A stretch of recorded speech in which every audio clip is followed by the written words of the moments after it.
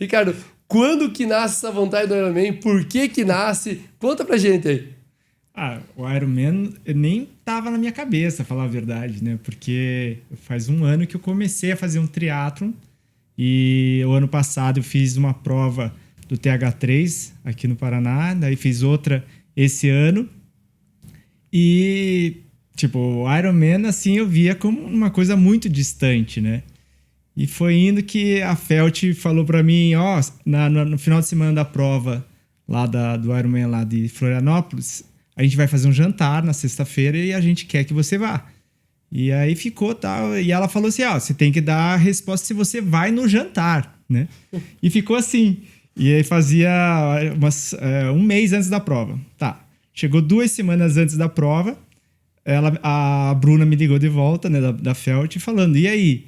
Decidiu se vai levar a família, qual? Eu falei, Bruna, se eu for pra ir, eu não vou conseguir ficar olhando lá. Daí ela falou, não, você quer fazer o Ironman?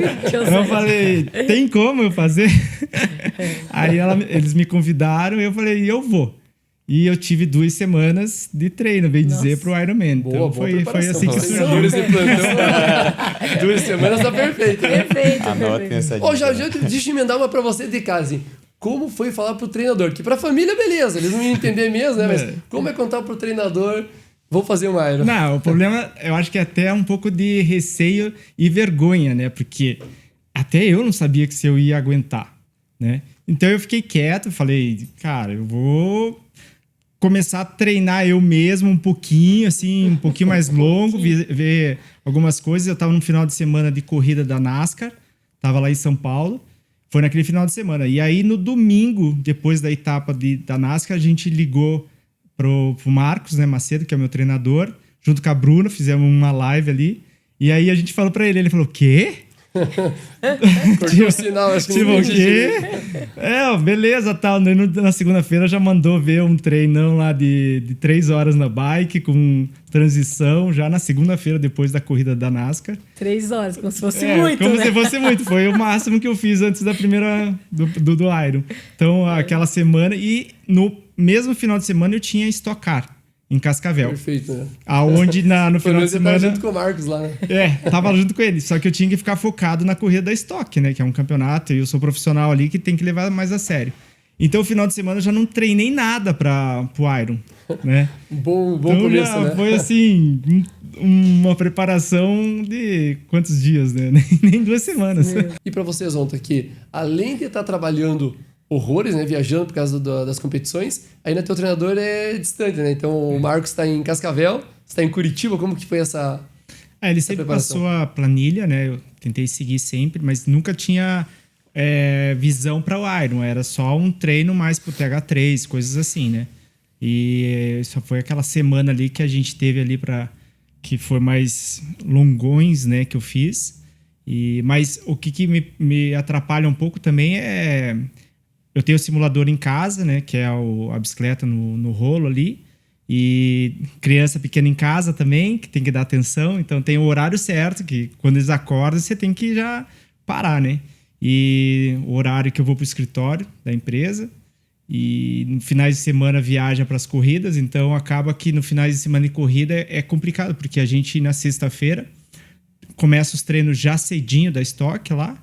E termina à noite, à tarde, né? Só que a gente fica ainda na pista fazendo vários trabalhos de mídia, de acerto do carro, coisa assim, e acaba não tendo tempo, às vezes, de treinar no final de semana de corrida da Stock. Então, para seguir uma planilha ou para ter uma rotina bem séria mesmo de treino, foi mais difícil. E quando você tá lá, algum piloto de equipe acaba sendo parceiro para correr, dar um giro de bike, existe isso? Então, o Júlio Campos, a gente... Desde o ano passado tá fazendo triatlon junto, né? Então é um piloto da Stock Car também. E quando no domingo, depois da NASCAR, a gente tava junto no aeroporto, que eu contei, né? Vou fazer o Iron e tal. Ele falou, quê? Né? E ele falou, não, eu vou treinar toda vez com você. E o Marcos também é treinador dele.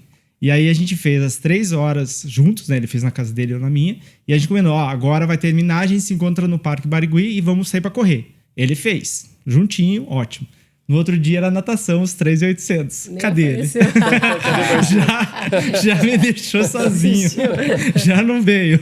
Nessa hora você tem... É legal ter um amigo, né? Mas se não tiver, vai ter que ir sozinho. Vai sozinho mesmo. Isonta, durante a bike, te passou algum momento de desespero, tipo, pá, não vou conseguir. Que nem, ó, você pedalou 3 horas, o máximo, né? Você fez na prova, foram 6 horas e 18. Cara, o dobro e mais um pouco, né? Como que foi gerenciar isso durante a prova? Então, a maior dificuldade, quando eu subi na bike, eu tava com muito frio, cara. Muito frio. Tava assim, batendo o queixo, tava com muito frio mesmo. Até tinha um sol, né? Tava legal o sol. Eu fiquei uns 10 minutos devagar pra me esquentar mesmo. Uma galera passando e tal. E eu acho que de tão frio que eu tava, tão travado que eu tava, a minha digestão travou ali. Pelo excesso de fibras, de carbo que eu não era acostumado. Que eu acho que o treino mesmo, né? O que é que faz o teu organismo acostumar é com o que você tem que suplementar. E eu não tive isso. Eu não tive. Então, travou. E aí eu fiquei, cara, olha, falar a verdade, mais de 3 horas sofrendo de dor. Não tomei nada de suplemento naquelas 3 horas, só a aguinha, tentando com a respiração, né, fazer com que fizesse a digestão. E foi indo, chegou um momento que eu tava voltando, tava indo para a segunda volta, cheguei lá atrás do shopping, que tinha aquela viradinha. Eu falei, cara, vou desistir, não tá doendo demais. E parei. E aí tinha uma ambulância do lado, foi aquele momento que eu pedi um Luftal. E o Luftal me salvou, porque me fez a digestão. Eu comecei a suplir com carbogel. O carbogel era bom, né? Não tinha nada de frutose, nada. E acabou me dando energia para seguir. É ali que começou a minha prova. Falar assim, como ritmo, né? Porque eu consegui andar com a bike a 33, 34 por hora, que era uma velocidade boa para mim. E enquanto que antes eu não estava conseguindo andar a 30 por hora, de tanta dor que eu estava sentindo. E deitado na contra-relógio, comprimindo mais ainda. Não tinha. Eu tava igual como diz, um mountain bike ali, duro. Porque se eu fizesse assim, doía a barriga. Zonta, fecha a bike, depois de 6 horas e 18, alivia a barriga, bota o pé no chão, daí aquela hora faz o nome do pai, agradece, porque nada te tira mais, né? Que a bike é a única que pode te sacanear. Sim, um problema mecânico e não tem como voltar, né? Entrega a bike, começa a correr na Búzios. Como que é pra você entregar os 42? Foi muita pressão? Não viu passar as 4 voltas? Olha, cada vez que passava ali na Búzios era impressionante, né? Melhorava o pace um monte. Corre lindo. E era lindo ali de passar. As 4 vezes que eu passei ali foi alucinante.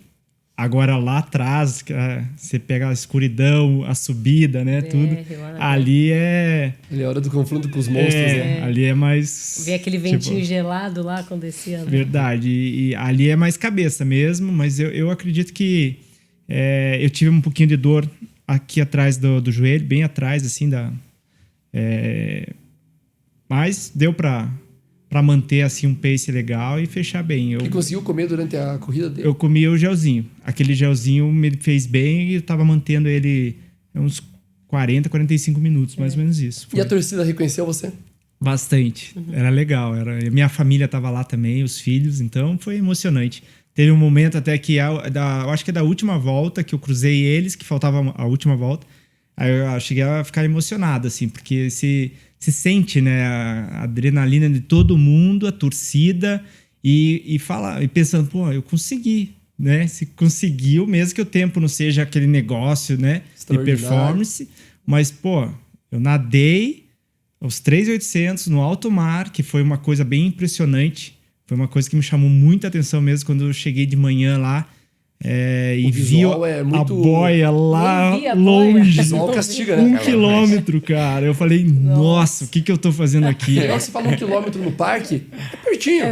Tá 1 quilômetro no mar, vale 6, não, né? porque geralmente as provas que eu faço, a boia tá a 250 metros. Consegue ver. Lá você não via a boia. Não, você não via a boia. E quando chega do lado, a boia enorme. Você, nossa, como que eu não vi esse aqui? E aquele pessoal na baia, né? 2.000 pessoas, atletas, funilando pra sair 5, você fala, caraca, meu. E eu tava lá na parte da boia seca, quando você sai na corridinha na areia, e eu tava de longe vendo a largada. Cara, era a coisa mais linda, porque faz um risco no mar, porque como vai saindo de 5 em 5, 8 em 8 lá, então vai fazendo aquele risco, o cara tá contornando a primeira boia de vértice e tem gente largando ali, você vê a galera correndo e deitando.